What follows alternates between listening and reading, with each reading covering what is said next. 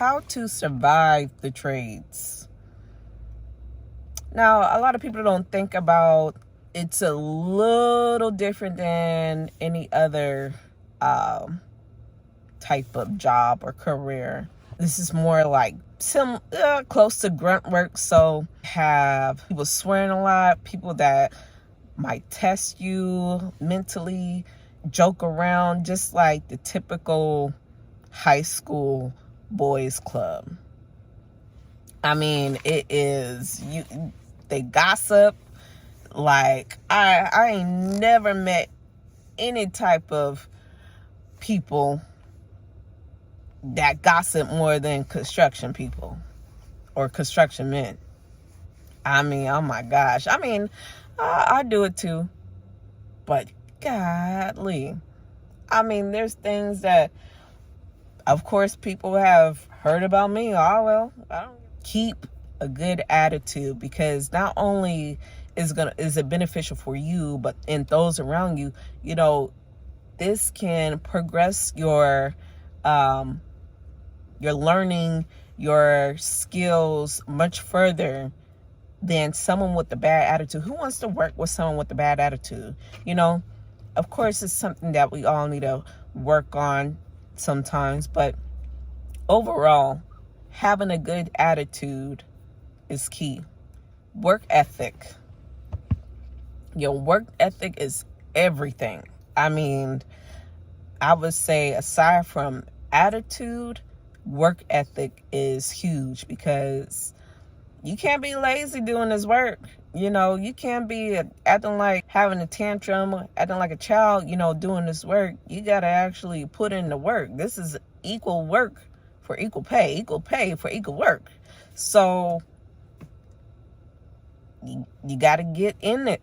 Sometimes you got to take the initiative and prove, you know, show that you're interested. You want to do this work. You can't just always sit around waiting for someone to give you instructions. Say if you're waiting around for instructions, maybe you're waiting for a print or something. Maybe you're waiting for tools. Maybe you're waiting for somebody. You know, there's always something you can do, whether it's cleaning up, figuring out, organizing your tools or something like that, cleaning up your cart.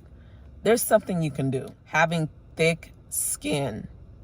Like I was saying before, you have people swearing, saying things that don't align with your way of thinking or morals. And sometimes I'm not saying you can't speak up, but you got to have thick skin. You got to let that shit roll off your back. I have plenty of people say some dumb shit to me like, oh, you can't hear because you've been listening to too much rap music. Who said, how often do I listen to rap music? Do you know me? No, I didn't think so. Don't take it personal. Don't take it home. Trust me, do not take it home. You don't want your family to feel what you felt at the job. Leave that shit at work.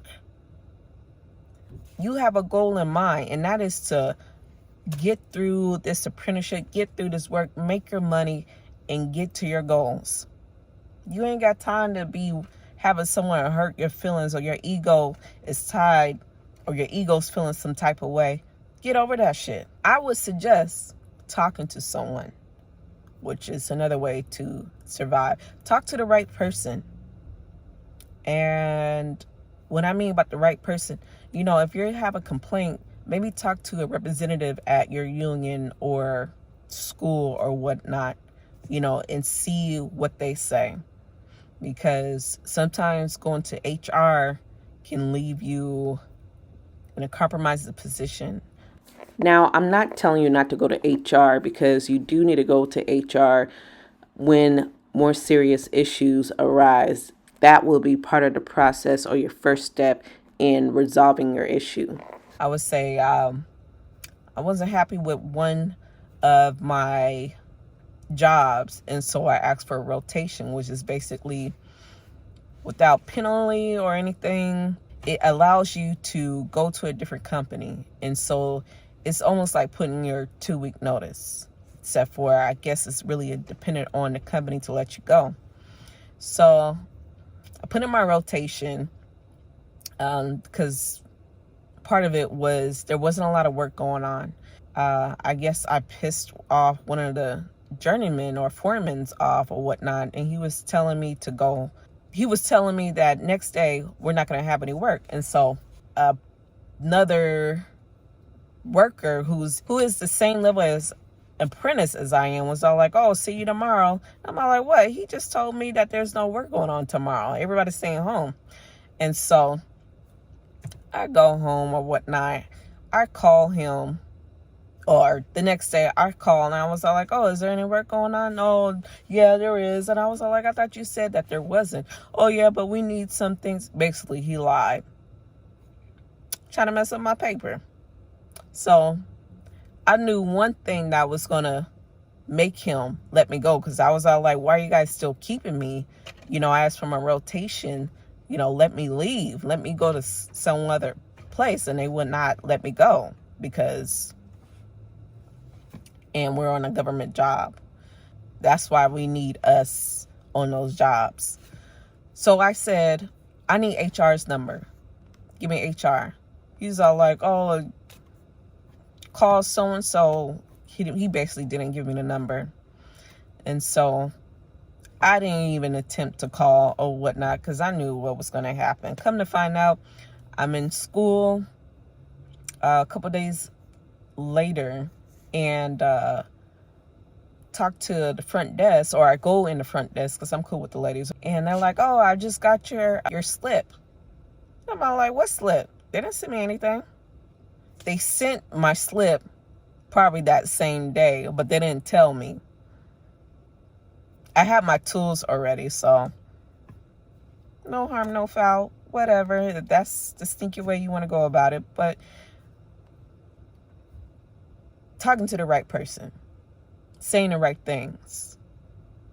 If you tell them, oh, I'm going to talk to HR, of course they're going to try to cover their ass and be like, oh, well, you're fired, or whatever the case is. Try to prevent you, which is retaliation, which is against the law. But how can you prove that when you already asked for your rotation? And then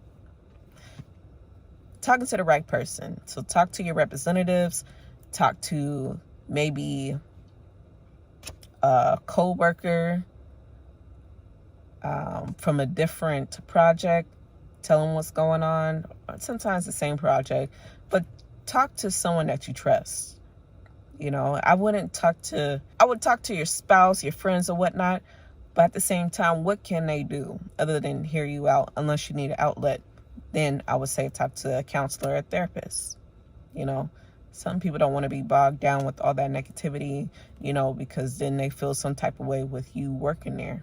Learn and ask questions. If you don't know, ask. Even if you think it's a stupid question, ask. Because I'd rather look stupid asking a question than to look stupid doing it wrong. If things happen to you like this on a job, it is also important for you to keep a log of what's happening on the job. You don't necessarily have to tell anyone, but keep a log in a book. Let people know that you're interested in learning more. That's going to give you more experience. That's going to give you more skills. Hey, back, had to go home and do some things. But back to the list with how to survive the trade. Going back to ask questions can lead to opportunities. Ask for opportunities. Ask, hey, I see that they're working on this. Do you think I can get some experience on that? This is how you build your skills. This is how you're not pigeonholed to one thing and you become well-rounded with variety of things. And you're not going to know every single thing because there's a ton to know about and learn about. And things are always changing. The code is always changing. And products are always changing. And the job is always changing. You might be working on different types of projects or special projects. Be patient. I know in the beginning you're learning you're a first year apprentice, or you are getting into a position that requires little to no experience and you're basically learning on the job. Be patient. I know people tend to want to know everything in the beginning or get all the work or all the experience that they see. But in reality, it's not always available to you for various reasons. It could be because of lack of skills or knowledge or experience. I mean, understand that as a first year apprentice, you're going to get probably most of the bad work, grunt work. You know, you might be the cleanup person. You might be the person to go get tools or material. You might be, doing something so repetitive that you don't want to do it no more. Oh, I've been there. But at the same time, you're learning, you're building skills. It's still part of the job. It makes sense to a business owner, depending on if you want to keep that person long. So if you want to keep that person long, of course, you're going to be like, I want you to know everything. Get your hands on this, blah, blah, blah, whatever. Sometimes that's not the case. Sometimes they just need someone here just to fill a position. So overall, be patient. You don't know why they're doing it. Understand your position, your experience, your skill, and what the job requires. Understand where you're at and be patient. Enjoy your family and friends. Have a social life. Make time for yourself. Whether you need to go to therapy, seek counseling, or you want to go out, get entertained, go to a bar, whatever, you hang out with your friends, do that. Don't just work, go home, stay there until you have to go to work again. I mean, if that's what you want to do, that's what you want to do. But I'm telling you, enjoy life. Why are you working? You're not working. You're not living to work. You are working to live.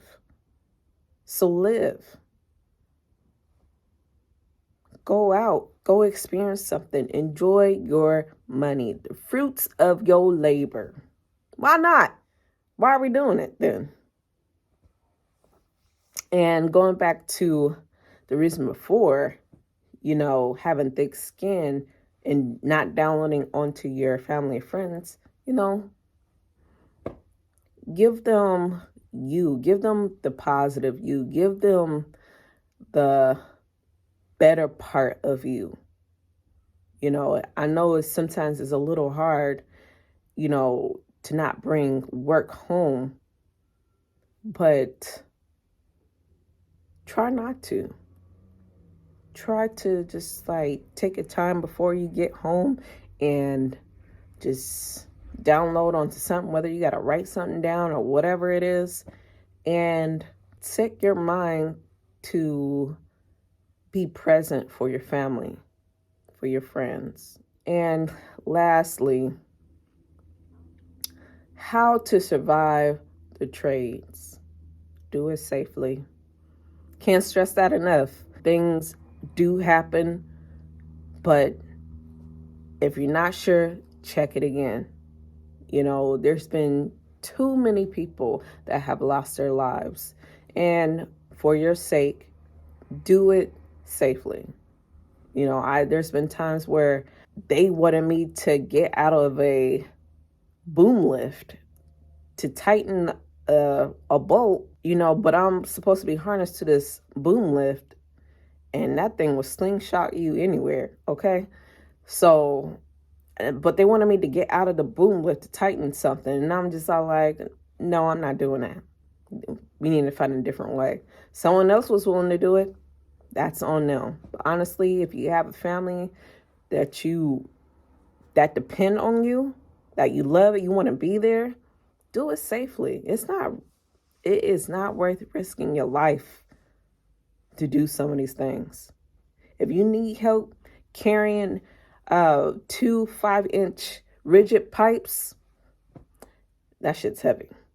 Get some help. Don't try to impress no one, break your back impressing someone.